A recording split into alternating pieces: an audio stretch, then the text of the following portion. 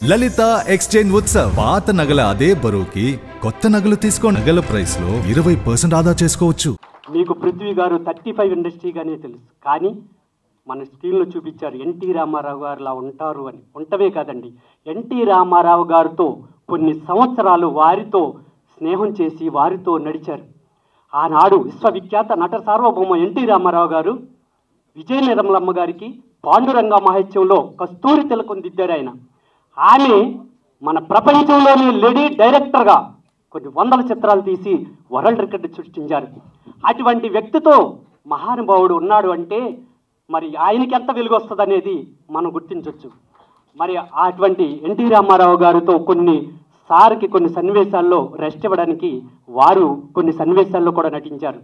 ఇప్పుడు మీరు చూస్తే తెలుస్తుంది, మన పృథ్వీ గారు కొన్ని నడక కానీ మాట తీరు కానీ మనకి ఎన్టీ రామారావు గారికి పిలుస్తారు. ఆయన ఎవరన్నా కనిపిస్తే హలో బ్రదర్ బాగున్నావా ఏం చేస్తున్నావు అనేవారట. సేమ్ ఈయన కూడా అదే అంటారు. అలాగా నేను తాడేపల్లిగూడెం వాస్తవ్యం అవినందుకు, మా పృథ్వీ గారు తాడేపల్లిగూడెం అవినందుకు నేను చాలా గర్వపడుతున్నాను. ఈ రూపాన్ని తీసుకొచ్చినటువంటి మరి మొట్టమొదటిగా మా రాజశేఖర్ గారికి చెప్పుకున్నారు. ఆయన గురించి నేను చెప్పుకోవాలి. నాకు ఈ రూపం రావడానికి, నేను శోభన్ బాబుగా ఇండస్ట్రీలో రావడానికి కారణం ఆయన.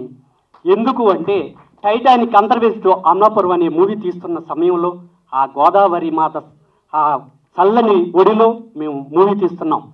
తలుపులమ్మ ఆశీర్వాదంతో వారు పుణ్య దంపతులు అయ్యారు అక్కడ. ఆ తల్లి ఆశీస్సులతోని ఇవాళ ఈ సినిమా తీయటానికి ఆ తల్లి ఆశీస్సులే.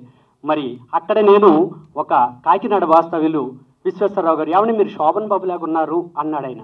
నేను దాన్ని తక్కువగా తీసుకుని రింగు పెట్టి గెటప్లో వస్తే మొట్టమొదటిగా ఆ మహానుభావుడి నోటితో అచ్చు శోభన్ బాబు లాగా ఉన్నవరా అన్నాడు ఆయన.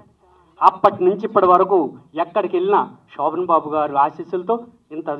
అలాగే ఎన్టీ రామారావు గారు శోభన్ బాబు గారిని తీర్చిదిద్దిన ఆయన కూడా ఎన్టీ రామారావు గారి ఆశీస్సులు మా గురువు గారు పృథ్వీ గారికి ఉండాలని, ఈ సినిమా సక్సెస్ అవ్వాలని, యువ ఈ హీరో గారికి మరింత మంచి బ్యానర్స్ పేరున్నటువంటి మైత్రి కానీ ఇటువంటి బ్యానర్స్ నుంచి ఆఫర్స్ వచ్చి వారు మరిన్ని మూవీస్లో హీరోయిన్గా నటించాలని కోరుకుంటూ ఈ మూవీని మరింత ముందుకు తీసుకెళ్లాలని మీడియా మిత్రులకి నమస్కరిస్తూ తెలియజేస్తున్నాను.